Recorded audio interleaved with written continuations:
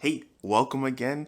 It is me, Joel, your entrepreneurial, traveling, stay-at-home dad, and welcome back to another episode of Review My Life, where every week we review a different aspect of my life. Let's get into it.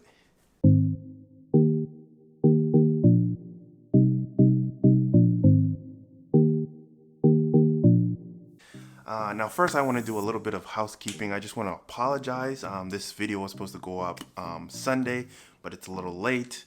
As I said before, I'm an entrepreneurial, traveling, stay-at-home dad, and right now I'm in a traveling phase of my life. So we're kind of like packing up and getting ready to move again.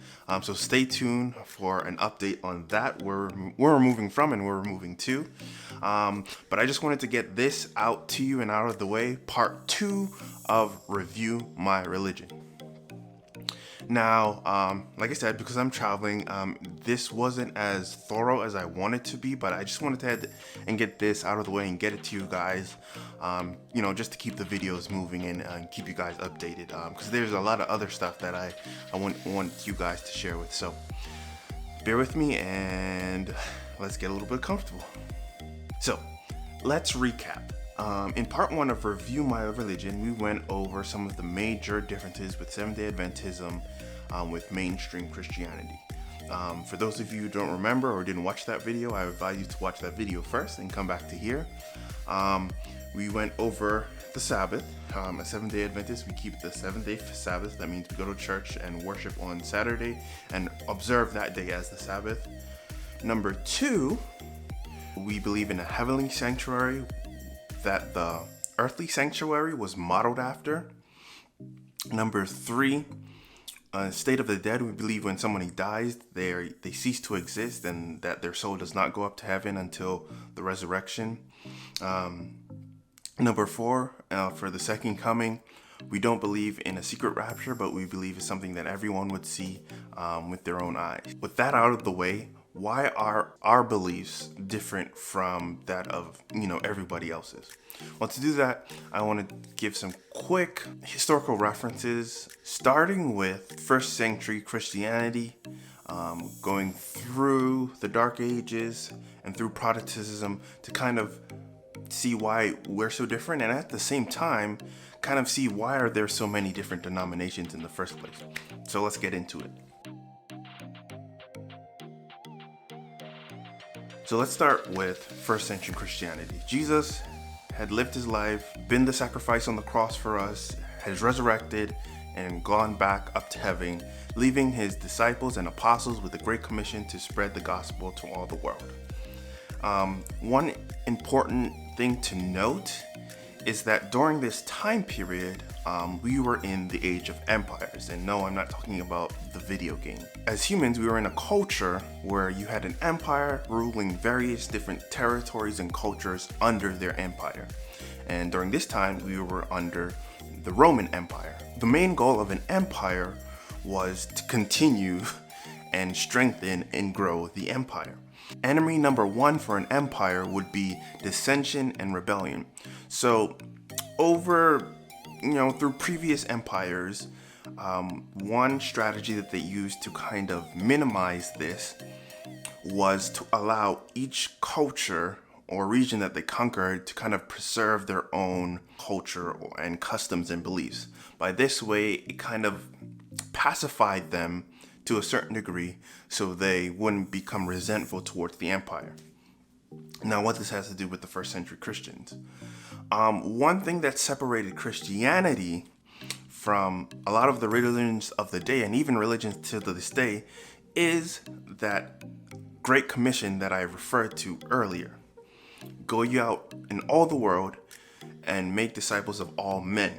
You see, most religions, most cultures and customs kept to themselves.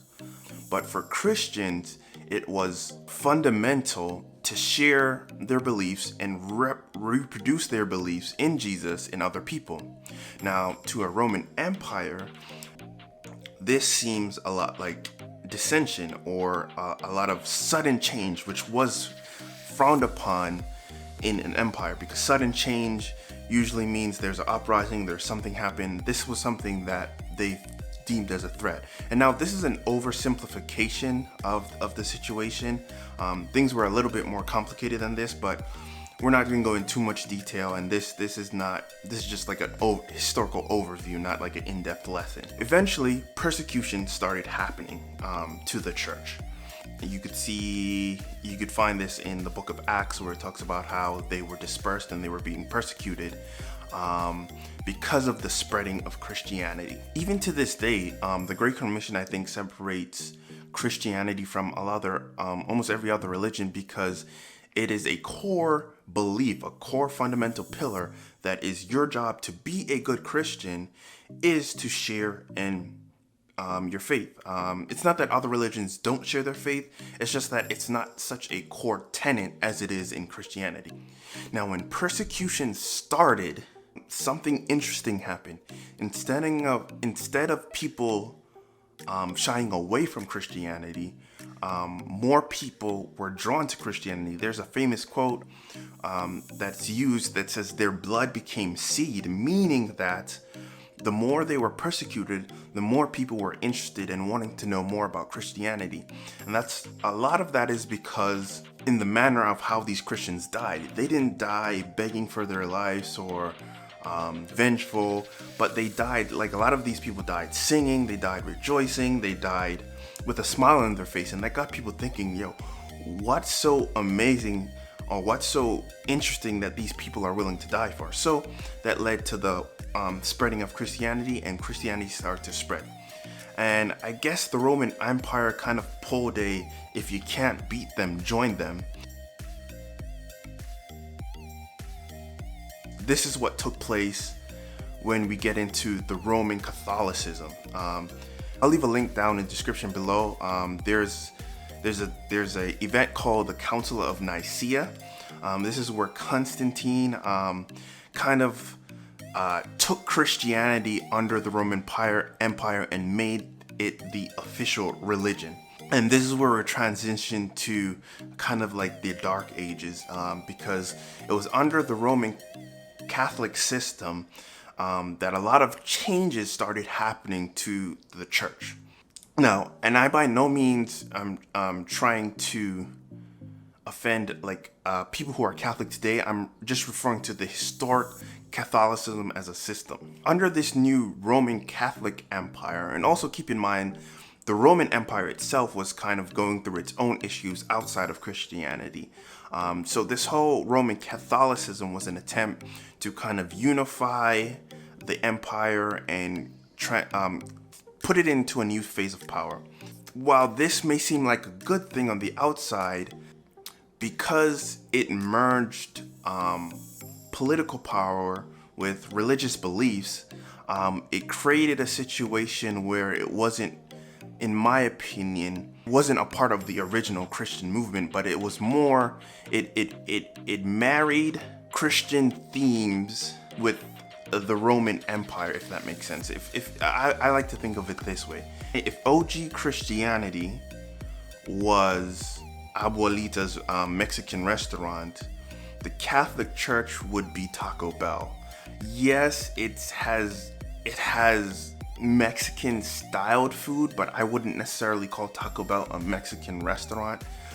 In the same way, I wouldn't refer to as Roman Catholicism as Christian. It has a lot of Christian themes, but it's a political power at the end of the day.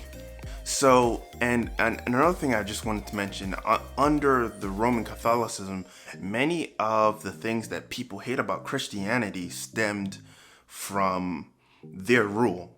For example, a lot of people say that religion was used just to rule the masses. In a way, they're kind of correct. Not the OG Christians, not the original apostles that were spreading the gospel, but this new power that arose was kind of using religion to kind of coerce and create control. In fact, the word Catholicism means universal. They were trying to create like a universal rule or government. Another thing that a lot of people say about Christianity is that it's been the cause of so many wars, and a lot of the crusades in the Dark Ages were done by the Roman Catholic rule. And again, I'm not trying to insinuate that modern day Catholics are necessarily are connected, but the Roman Catholic system, its origins were not purely religious. So you have this mix between church and state, and part of this marriage came in a lot of other teachings that the original apostles or the first century churches didn't really believe. Now, this didn't last forever. Luckily, we had what was known as the Reformation.